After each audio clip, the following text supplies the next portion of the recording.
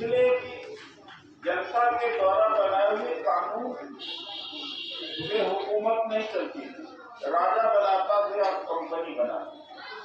अगर वही अब मोदी या कंपनी करें तो अंग्रेजों के खिलाफ हम खड़े हुए थे, इसलिए खड़े हुए कि कानून जनता के द्वारा बनाए नहीं गए।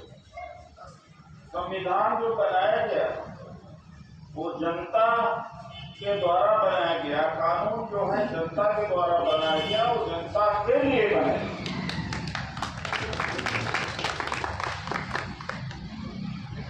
10 साल पहले बात होती थी, 15 साल पहले, इस संविधान को हाथ लगा कर कोई देख खून बह जाएगा। आरक्षण को हाथ लगा के कोई देख ले, खून बह जाएगा। पानी भी नहीं बहा हमारे समाज का, पसीना भी नहीं बहा। हमें गलतफहमी में बहुत रहते हैं हम लोग। जो बातों होते ना गली मोहल्ले में, अरे कोई करके तो देख ले, हम रहने नहीं देंगे। और उसको लोग कहते हैं हम तो इनको विदेश भेज देंगे, हम तो मूल निवासी हैं। और जबकि इन्होंने ही आज सरकार से करीब करीब निकाल दिया, इन्होंने ही गुलाम बना दिया, मजदूर बना दिया, इन्होंने ही निकाल दिया। एक खासतौर से गुप्ता जी 80 ये दलितों में बड़ा गलत स्वामी, और यही कहते कहते सब करीब करीब सब गवा बैठे हैं और नौकरी लग रही है।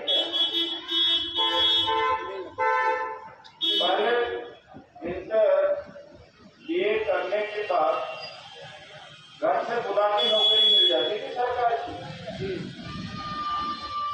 मिल जाती थी, नहीं मिल जाती। यही बात बोले पढ़ने और गलतफहमी में और मूर्खता में हम एक नहीं हुए। और जितनी ज्यादा जागृति समाज में आई है उससे ज्यादा बंटवारा हो गया। जाति के नाम से संगठन खड़े हो गए, बाबा साहब के नाम से संस्थाएं बन गई। एक संस्था बनती है 10 आदमी 20 आदमी, फिर उसके अंदर ग्रुप हो जाती, फिर दूसरी, फिर तीसरी, फिर चौथी, फिर पांचवी। और मकसद अंत में मिलकर के लड़ने का अधिकार के लिए नहीं रहता, आपस में ही लड़ते रहते हैं। जो खराब हो वो खराब है, हम अच्छे हैं, यही हो रहा है ना भाई, यही हो रहा है। ये आखिरी समय है। और कांग्रेस पार्टी, मैं कांग्रेस पार्टी से हूँ इसलिए कांग्रेस पार्टी की नीति में भयंकर परिवर्तन है, बड़ा परिवर्तन है। जो पहले कहते थे बहुजन बहुजन, आज कांग्रेस पार्टी की नीति बहुजनवादी हो गई। राहुल गांधी जी कह रहे जिसकी जितनी संख्या उतनी उसकी भागीदारी होनी चाहिए, कह रहे नहीं। संसद में कहा कि नहीं कहा कि 90 में 3 ही अधिकारी ओबीसी थे, और उन्होंने कहा जाति जनगणना करा के छोड़े, और कोई माने या न माने तो बड़ी भूल थी। संविधान वही कांग्रेस के समय था और वही संविधान आज भी है। संविधान लागू करने के वाले के ऊपर निर्भर करता है। बाबा साहब ने कहा था संविधान खराब हो, अगर लागू करने वाले अच्छे हैं Incoming voice call from Parvul Partap Sahi. तो आराम से चलेगा। संविधान कितना भी खराब हो, अच्छा हो, अगर लागू करने वाले खराब है तो कोई मतलब नहीं। एक बात यह नहीं कहा कि संविधान अगर मर गया, जिस दिन संविधान मर गया उसको समझ लेना अम्बेडकर मर गया। तो हम सब लोग डॉक्टर अम्बेडकर के हत्या के भी जिम्मेदार होंगे अगर नहीं खराब होते।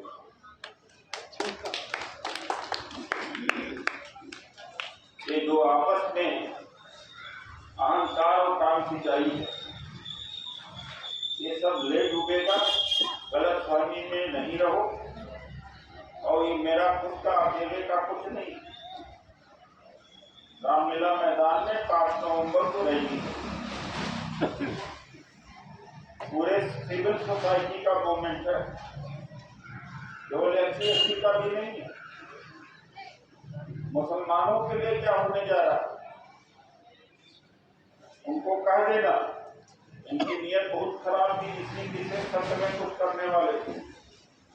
दोबारा इस सत्ता में आए तो जो सावरकर ने कहा था, गोलवलकर ने कहा था कि मुसलमान रह के समझे थे, लेकिन इनको वोट देने का अधिकार नहीं होगा। उनका भी वही दुर्गति होगी अगर नहीं अगर घर से नहीं निकलते, उनके लिए भी यही होगा। आज संविधान बचाने के लिए हम आए। 5 नवंबर को लाखों लाख अगर लोग इकट्ठा हो जाए तो ये दब जाएंगे, हार भी जाएंगे। बीजेपी कांग्रेस को बदनाम नहीं कर पाई। अन्ना आंदोलन ने कांग्रेस को बदनाम, असर अन्ना आंदोलन का पड़ा। उसी तरीके से आपका सिविल सोसाइटी, आपका दलित आंदोलन आपकी रहेगी, कांग्रेस को बदनाम, बीजेपी को बदनाम करेंगे, तभी ये मोदी हारेगा।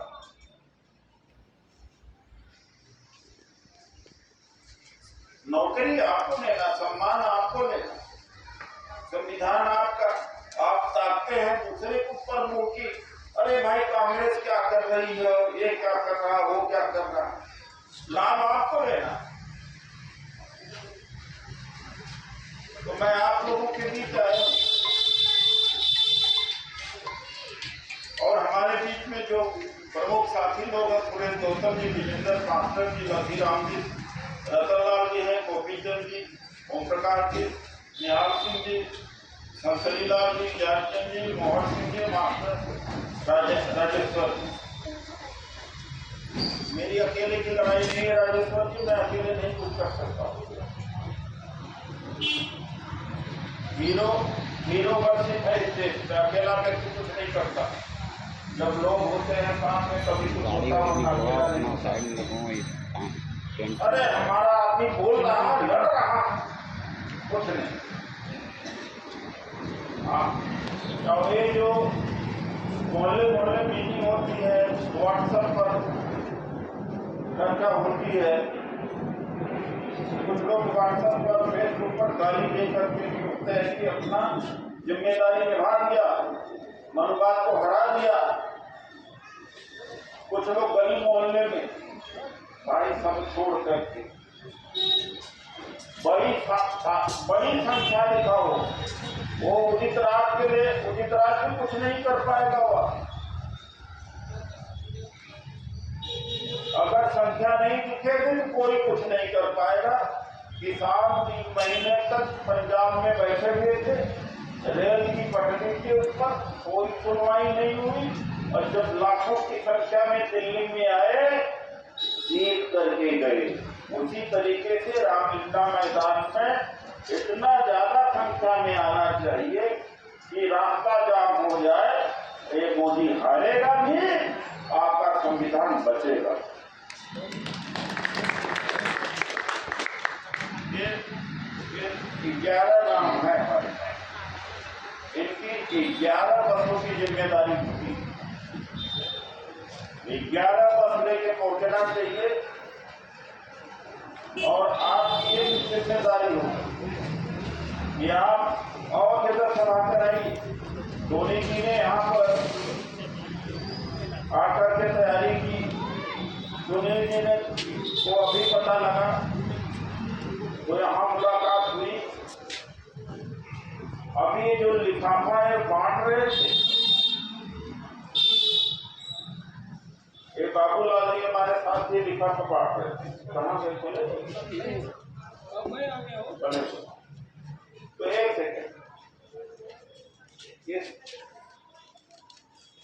कम से कम 60-70 लाख लगाएंगे तब जाकर के हमारी ये रैली हो पाएगी। पूरे देश से लोग आते हैं, 10,000 उनके खाने की 10 की एक टीम चल रही है, इनको हरदोई से बुलाया गया। इनका खर्चा 10-5 वॉलेंटियर, उनका रामलीला मैदान का, पब्लिसिटी का, गाड़ियों का। आप समझते हैं कि रैली करना आसान बात है? तो ये जो लिफाफा बांट रहे हैं, कुछ लोगों को मैंने देखा 10-10 रुपए डाल रहे।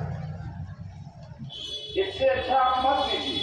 150 रुपए से न हम जी पाएंगे न हम मर पाएंगे। अगर हजारों की संख्या में, इसी में मैंने रोका, ये दान पेटी खुलती है और उसमें जिनको अपना योगदान देना, बाबा साहब ने बहुत कुछ दिया, बहुत कुछ दिया। अपना नाम और नंबर उस लिफाफे में लिख के दीजिए। हम ये भी देखेंगे कि कितना दिल है आपके अंदर, कितना योगदान की क्षमता है। नहीं तो जैसे है तैसे करेंगे। हमारा दिल कहता रोता, क्या कर रहे हैं तुम?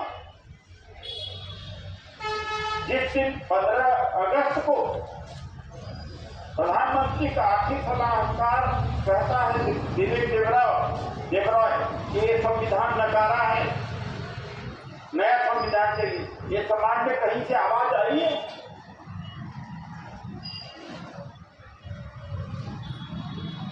और फिर एक राष्ट्र चुनाव, जैसे एक राष्ट्र चुनाव होगा, चारों गति हो जाते हैं। केवल एक मुद्दा होगा देश का, ये आरक्षण भी घुस जाएगा, ये सब कारपोरेशन और छोटे मुद्दे नीचे के डूब जाएंगे। एक विशेष जाति के ही लोग पूरे देश की पर हुकूमत करेंगे। ये मामूली खतरनाक चाल चली जा रही, उसके बाद में समाज के अंदर जिसका खूब ठंडा पड़ा होगा। करोड़ों हम लोगों ने बाबा साहब के नाम पर, आरक्षण के नाम पर कमाया, औलादें बढ़ी। इसलिए ये अपने औलाद वोट मांगने नहीं है, वोट मांगना देना अपने बच्चों के लिए, अपने पीढ़ी को, अपने देश को बचाने के लिए, संविधान बचाने के लिए आगे आओ। मेरा कोई निजी स्वार्थ नहीं है इसमें। अब आप लिफाफा बात दे सकते हैं, जिसको जो इच्छा है वो दे सकता है, और बिना आर्थिक मदद के लड़ाई नहीं लड़ी जाती है। ये मैं सीधे सीधे कह दे रहा हूं। और आज तक मेरे पास मकान नहीं है अपना। एक पैसे की अगर हमने कोई गड़बड़ी की होती, मोदी ने मिसाल से ईडी के द्वारा जेल में भेज देते। हम बड़े सहार करके इनके सहार करके इनसे सवाल करते रहते हैं। और जो नेता भ्रष्ट होगा, पैसा इकट्ठा किया होगा, वो आज जुबान नहीं खोल सकता है। मैं नाम नहीं लेना चाहता, कौन बड़े बड़े नेता जिसको समाज ने बनाया आज बोल पा रहे हैं? वो पैसे की लालच में आ गए, पैसे की लालच में इसलिए आ गए।